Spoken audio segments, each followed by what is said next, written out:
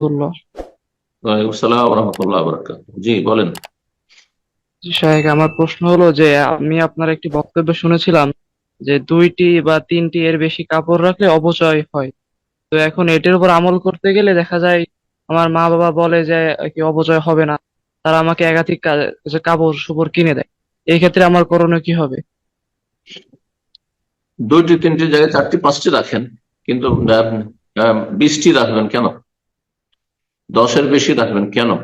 কোনো প্রয়োজন আছে? কোনো প্রয়োজন নেই। এগুলি হচ্ছে বিলাসিতা।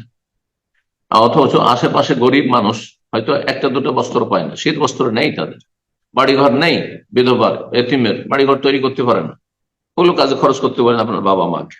বোঝা গেছে? সর্বনিম্ন দুটো যথেষ্ট, কিন্তু কেউ যদি দুটোর জায়গায় চারটা পাঁচটা ছয়টা দশটা রাখে তার আর্থিক সচ্ছলতা অনুযায়ী, আর গরিবদের আশেপাশে প্রতিবেশীদের হক আদায় করে, আত্মীয় স্বজনদের হক আদায় করে, তাহলে আপত্তি নেই। কিন্তু আত্মীয় স্বজনদের ক্ষেত্রে একটা পয়সা দেবে না, আপন চাচাতো ভাই বোন আত্মীয় স্বজন চাচা দাদা, তারা গরিব, হ্যাঁ, বাপকে দিচ্ছে না মাকে দিচ্ছে না, এদিকে ছেলে মেয়েদের জন্য একেবারে ঢালাও ভাবে খরচ করছে। এরা অসৎ লোক। জি, কথা বোঝা গেছে?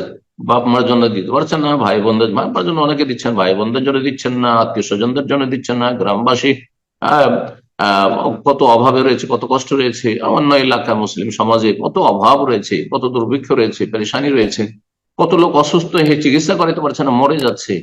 আর আমাকে 10-20টা কাপড় রাখতে হবে? না, পুরোনো কাপড়গুলো দিয়ে দেন। যখনই দেখবেন যে 2-4-10টা হয়ে যাচ্ছে, তখন 2-4-5টা গরিবদেরকে দিয়ে দেন। আর তারপরে ওই পাঁচটা, 4-5টা রাখেন, 5টা 7টা যথেষ্ট, 10-এর কম, বেশি নয়। তাও অবস্থা বুঝেন। জি, আল্লাহ বুঝার তৌফিক দান। আমিন। প্রশ্ন করবেন নাসিমউদ্দিন মোল্লা। জি, আপনি প্রশ্ন করুন। আসসালামু আলাইকুম সম্মানিত স্যার। আসসালাম ওয়া রাহমাতুল্লাহ।